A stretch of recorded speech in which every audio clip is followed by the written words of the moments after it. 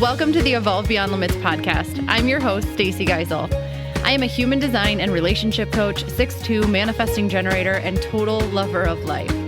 If you want real solutions to real life problems, then you are in the right place. This podcast is dedicated to using human design, ancient teachings, and DNA activation to elevate both your relationship with yourself and the people around you. If you are willing to take action on the practical steps given in this podcast, I promise your life will change for the better. All you have to do is open your heart and mind, step beyond your fear, and activate the courage needed to create a life that you're excited to live. So without further ado, let's dive in. Hello, everybody, and welcome back to the Evolve Beyond Limits podcast. I am excited to continue our series on decision-making authorities in human design. So if you have no idea what I'm talking about, then make sure that you go back we'll link up the episode actually in the show notes because I don't know off the top of my head which one it was. But a few episodes ago, I started talking about all the different decision-making authorities within human design, why this is a foundational piece of your human design, and why it's so important for us to understand how these work. And it's been really interesting because today we're going to move on to and talk specifically about the Splenic Authority. But as I've been going through these and as I've been kind of sharing this information with you and collecting more information and knowledge and experimenting with these different things, I've realized that each one of these authorities have a very specific center that it's working with, which might be obvious to you.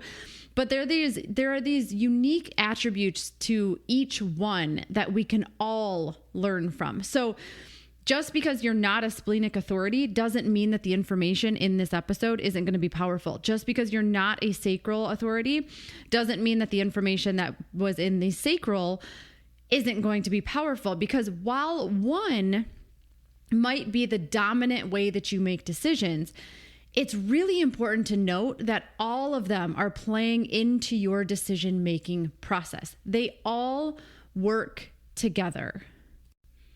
And it's really this type of black and white thinking is what gets us into trouble. Like that's the problem with our healthcare system here, especially in the US, is that we have, a bunch of different specialties. And so you go to the doctor, you have something going on, and they send you to like a specialist that focuses on one organ center or organ system. And what this does is it keeps us thinking that certain centers or certain organ systems operate independently from one another.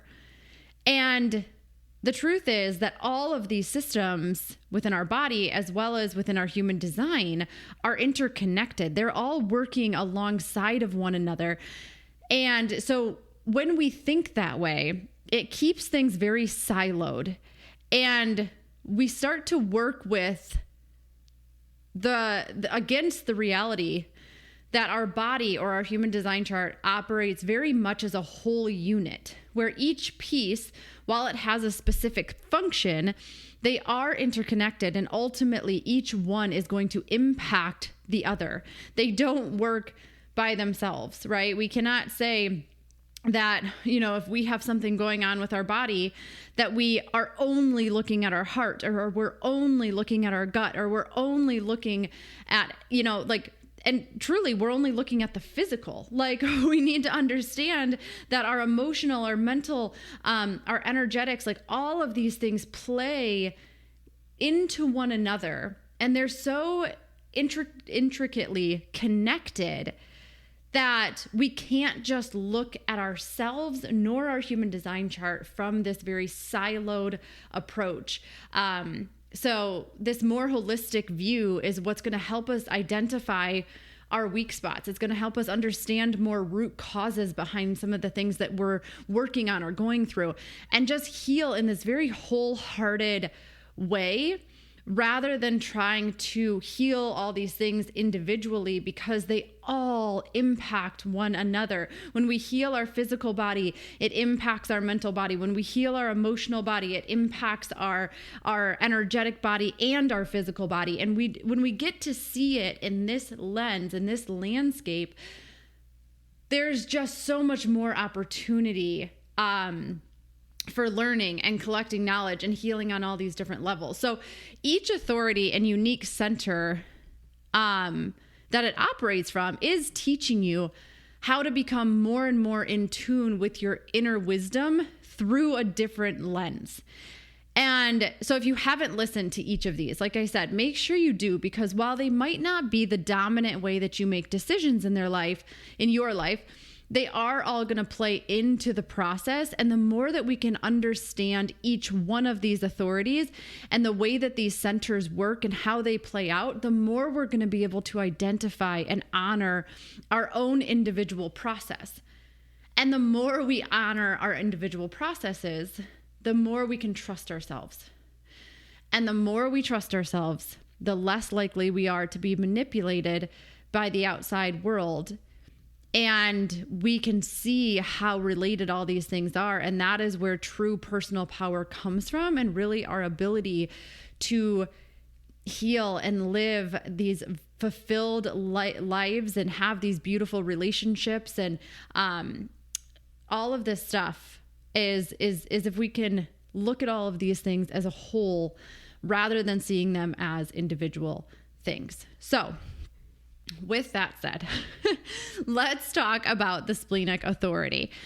So the Splenic Authority, because of where the spleen center and what it has to do with, it's always operating from your intuition and your instincts. So the spleen is really about protecting your survival through your immune system, through your lymph nodes, and just ultimately your overall health and well-being.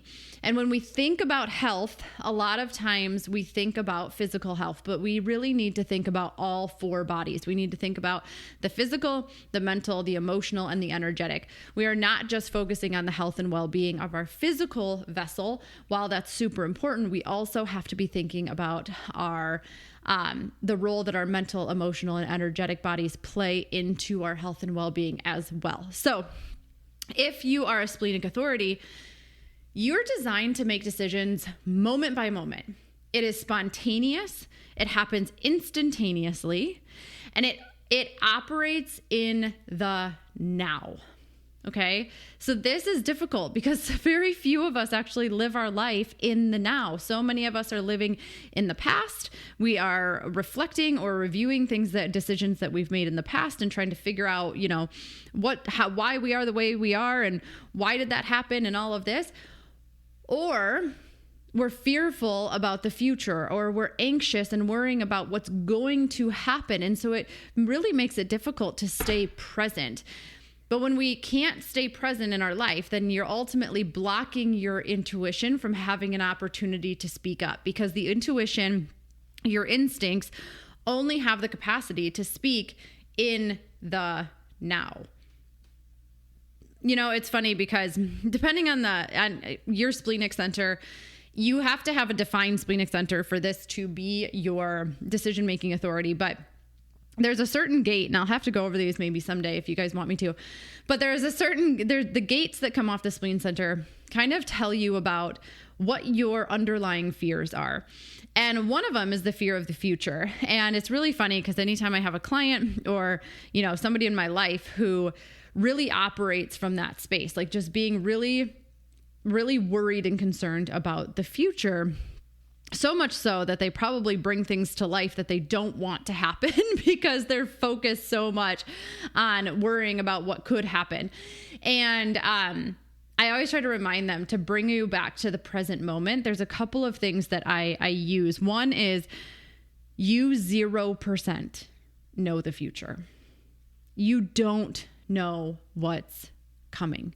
And so we really need to be sure that we are not living in that place of thinking that we know, because we 0% know the future. The other thing that we can do to bring ourselves back into the present moment, and I had to do this, this is the way that fear works. I was on a hike, and Andrew was gone. My husband was gone, and he was I was like, I'm going to go on a hike by myself and I'm going to take Max and it's going to be great. And so there's all these waterfalls around where we live. So I picked up my iced coffee and I drove out there, and I'm always so confident in certain things. And then I get there and I realize that I have nothing with me except for a bag of treats, a little dog, and a coffee. Like, that is it. I don't have anything to protect myself. I have zero service. I lost service like 5 minutes ago. And so now I have a choice to make. I'm either going to walk to the waterfall and just assume that everything's going to be okay. And then the mind starts to get involved, right? And it's like, but what if there's a bear and all you have on you is treats, and what are you going to do about it? And what if you come, in contact with somebody? And so my mind starts to take over. And this is really important to be a witness of.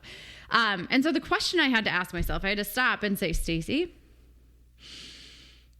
besides your mind, are you okay? Besides what's going on in your head, do you have any reason to believe that you are unsafe? And when I really could stay present, tune into my body, there was nothing that in my intuition nor my instincts were saying, you are unsafe, don't do it. So I went on the hike. It was absolutely beautiful. I didn't see a single soul, not a single animal. And it was the highlight of my day for sure. And it was so calming and so peaceful. And I'm so glad that I went. But we really sometimes have to pull ourselves out and be the witness of what's happening in our head, because our head is the thing that will pull us out of the present moment faster than anything else. And it takes us away from who we truly are into a state of just a lot of panic and just kind of like really not who we are. Okay. So being able to ask that question, okay, I see what's happening here. And if I were to take my mind out of it and just tune into my body and get really present, is there anything that's telling me that I'm not safe? For me, the answer was no. Maybe the answer would have been yes. I don't know. But what's important is that if you're a splenic authority, and just the way that the spleen works for all of us to understand, is that we need to be present. If we're not present, then our intuition can't speak up. Our instincts can't speak up. Your mind is going to yell. The spleen center whispers, and I'll talk about that a little bit more here in a second. So now, when we can stay in the present moment, when we can be intuitive, when we can follow our instincts, it's going to open you up to being spontaneous. It's going to open you up to the enjoyment of life, to experiencing more joy, your health and well-being, to be able to thrive in your life and feel like you have plenty of energy to get through your day without stimulants. And like you're happy you're healthy, all the things. Now we can't access these things when we're sitting in that fear state. So this type of authority it's truly fascinating, because the spleen is always protecting your health and well-being. So having this as your authority means that every yes that comes through for you is leading you to being happier, healthier, and more joyful in your life. And every no decision is actually steering you away from things that could harm your health, your happiness, or steal your joy. So how does this show up? Again, you must have a defined spleen for this to be your authority, which means that your intuition or instincts are consistent. They show up in a very specific way for you. And it's really important for you to understand this body wisdom and how this comes through for you. And actually at the end of the episode, I'm going to give you a couple of tools that you can use to start to tune into this a little bit. But you need to really understand your own unique body wisdom, because it's going to be different from person to person. What is a yes for one person might not be a yes for the next. And it's just up to you to understand that. So one important thing, and I talked about this a little bit, is that your splenic authority, or just your spleen in general, it whispers. It doesn't yell. And so it's like this fine whisper that just comes and goes from moment to moment. And that guidance is actually fleeting from moment to moment. So your gut or your body might tell you not to do something 1 minute. Like you're like, no, I don't want to go to the store. And then the next moment you're good to go. It's like, yeah, go ahead. No big deal. And that can seem really strange, but you have to trust its guidance without needing to really know or understand the why. Just know that it's trying to protect you and lead you towards being more fulfilled, being healthier, being happier, being more joyful in your life. So again, if you take the time to let your mind get involved here, the moment has passed. This is one of the most difficult things about listening to and allowing your spleen to guide you is if you don't act when it says act and you try to logically understand why it's telling you to do something, you have probably missed the moment that you needed to take the action. Okay? It's instincts. It's those split second moments when we've all had these things in our life where we're like, oh my gosh, I just narrowly escaped this thing from happening because I just had this feeling to get over into a different lane moments before it happened. Right? And if we tried to figure out why it wanted us to get, our body is asking us to get over into a different lane, then the moment has passed and we might have set ourselves up. So we have to be willing to go against our habitual behavior patterns or our thoughts, because those are controlled by your mind. And if you have a sensation to take a different way to work, okay, just an example, but you ignore it because you're too attached to your routine or to your behavior pattern, then you are potentially putting yourself in harm's way, or you're missing out on an opportunity for increased joy. So this really operating from and understanding and honoring this splenic center and this splenic authority, it requires you to have a willingness to override your normal habits and routines, which isn't usually an easy thing for a lot of people to do, right? Because you might do something one way and then for whatever reason, you get this little whisper to do it a different way, but you're like, but I always do it this way. And that's kind of like and so you want to continue that. This can be really dangerous and really harmful to living, your happiest, healthiest life. So if you are a splenic authority, it's common to recognize, and even if you're not, it's common to recognize after the fact that they knew something was off, or they should have done something or shouldn't have done something, but they didn't because they didn't trust that nudge. And they'll see it after the fact. They'll be like, oh my gosh, I knew I should have done that, or I knew I shouldn't have done that. And this could be things like, I knew that I should have quit that job back in January. I knew that I should have left that partner. I knew that I should have went right instead of left. I knew that I should have called my friend the moment it popped into my head. Like, these are the types of things that it's really common. And so maybe go back in your life or just over this past week and say, goodness gracious, how many different things did I know that I just ignored because either I told myself that I was too busy. I enjoyed the safety of sticking to my routine. I don't know what the reason is. And maybe you don't either, but maybe this will give you some perspective as to what could that reason have been that you talked yourself out of doing the thing you knew that you should or shouldn't have done. Like, why? More than likely, your head got involved, your emotions got involved, something got involved that turned you away from your intuition, away from your instincts, and you trusted that. It could have been somebody else telling you one thing, even though you knew that what was in your heart was the truth, but somebody else's voice was in your head telling you not to listen to it.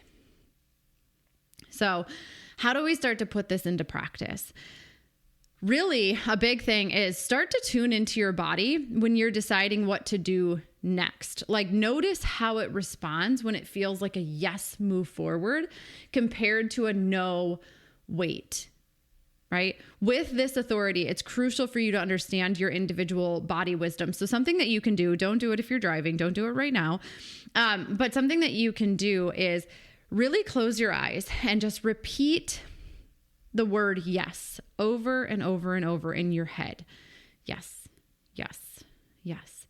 And notice what happens in your body. Notice what emotions come up, what sensations you feel in your body, what happens to your breathing, anything that you notice. And then do that with no. Sit there and repeat no, no, no. And then notice the same thing, what emotions come up, what happens in your body, what happens to your breathing. Just what ways does your body speak to you that maybe we, because we just haven't been aware and we haven't been in tune with it, we didn't even realize were the ways that it speaks to us. So that's one thing that you can do. I will also link the episode about intuition. And because there's 4 different types of intuition, and maybe that will be helpful for you understanding, because more than likely the way that things come through for you is very consistent. And if you can start to understand that, it's really going to help you here. So we'll link up that episode, as well as the episode of understanding the way your splenic center works in regards to fear. This is not going to happen overnight. This trusting of your splenic center, of being able to work with your intuition, working with your instincts, it is not going to happen overnight, because you've probably not trusted it for so long that our intuition and our instincts are like anything else. Like if we don't use it, we lose it. And we don't really lose it, but it just gets pushed so far, like back in the refrigerator, that we forget it's there. Is the best way I can describe it. Is it's there, but we have to clear out everything that's in front of it to be able to reach it and be like, oh my gosh, it's that thing in the back of the closet that you loved, but you haven't seen it for so long that you forgot you had it all together. And then you find it and you're like, oh my gosh, this is so exciting. This is what gets to happen with your intuition. But it's going to take time, and it's going to take practice, and it's going to be a process of constantly refining, and just see it as an opportunity to get really curious and just to have a lot of fun discovering how this shows up in your life. So lastly, another way that you can do this, and I actually got this from a friend of mine, and I'm probably going to have her on the show. Her name is JJ. And she was like, I have an intuition notebook. So this is really fun. So she writes down whether she had a dream about something, or she had this random thought about somebody, or, something popped into her head, or just any of the different ways that your intuition can come through. She writes it down in a notebook, and she then writes down what happened afterwards. If anything came about in that dream, or if she talked to that person, or and if there was anything going on with her. And it's just kind of this way to get really curious about what could things be telling us or not telling us. And, what are the most consistent ways that our intuition comes through? And this isn't about being right or wrong. And it's not about being good or bad. We've got to really take the judgment out of this. It's just about noticing, becoming more aware. So maybe you get an insight, and you're like, oh, I felt like taking a different way to work. So I did. Follow it, and then jot down what happened. How did that go? And at the same time, maybe notice after the fact, like I said, a lot of times you're going to notice it after the fact, that you didn't follow something, and then what happened or what didn't happen. And keep track as just a way to start gaining trust and a better understanding of your own unique process and how this comes through in your own life. So, okay. That is what I have for the Splenic Authorities. That's what I have for all of you who are listening, who are really making it a point to understand how to work with these different centers, how these different things impact you, and just the interconnectedness of them all. And like I said, if you haven't listened to all of these episodes, I would go back and do so, because you're going to learn something. You will take something away that's going to help you understand your own process a little bit better. So until next time, walk your talk, speak your truth, choose courage over comfort, and always evolve beyond limits.